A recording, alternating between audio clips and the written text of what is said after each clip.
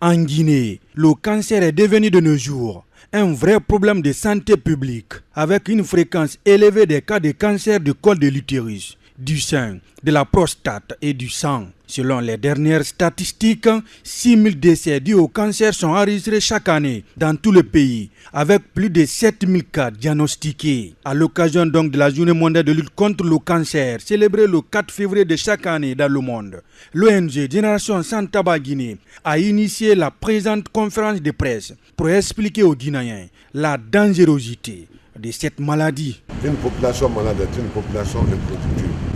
Et que j'ai demandé aux autorités et les médias publics et privés de faire de la lutte contre, de faire de la promotion de la santé une priorité. Car une population, quand elle n'est pas en bonne santé, rien ne peut marcher. Mais ce que je demande, il faut qu'il y ait, pour qu'on gagne notre combat, il faut qu'il y ait une volonté politique. S'il n'y a pas la volonté politique, rien ne marche. Ce qui me fait mal, nos politiciens, tout le monde parle de l'économie, les gens parlent des écoles, tout le monde parle d'autre chose que, sauf la promotion de la santé.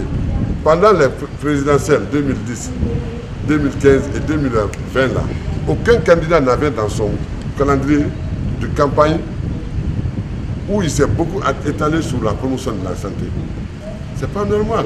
Or, ils disent qu'ils veulent nous diriger, ils nous aiment. C'est des histoires. Donc, il faut que l'homme politique s'intéresse. Il faut que le gouvernement essaie de s'intéresser à la lutte contre le cancer, contre le tabagisme, augmenter la taxe sur les produits du tabac. Pour les spécialistes, le tabac est l'une des principales causes du cancer dans le monde, mais aussi en Guinée. D'où l'importance d'arrêter de fumer la cigarette. Tout comme les maladies cardiovasculaires, l'hypertension artérielle et le diabète, la consommation du tabac et de l'alcool, la consommation des graisses animales et le manque d'activité physique constituent les principaux facteurs de survenue du cancer chez l'homme. À côté, il existe certains facteurs comme étant certains agents infectieux, notamment le virus de l'hépatite B, qui est souvent incriminé dans la genèse du cancer du foie.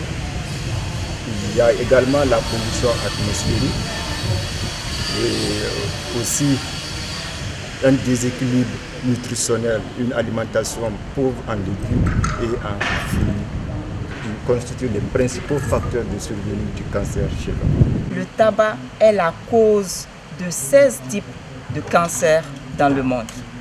Primordialement, le cancer du poumon, le cancer de la bouche, le cancer des fosses nasales, le cancer de l'ovaire, le cancer de la vessie, le cancer du col de l'utérus, le cancer du sein, le cancer de l'œsophage et du larynx, le cancer de l'anus, le cancer du côlon. Il n'est pas primordial de cesser à fumer.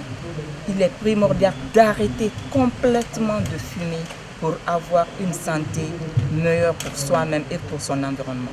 Cette action de l'ONG Sans Tabac Guinée a été saluée par le ministère de la Santé. Au nom de Monsieur le ministre, le médecin général Rémi Lama, nous saluons cette initiative qui rentre dans le cadre de la lutte contre le cancer, mais également dans le cadre des orientations de l'OMS, dans le cadre de la célébration de la Journée mondiale du cancer.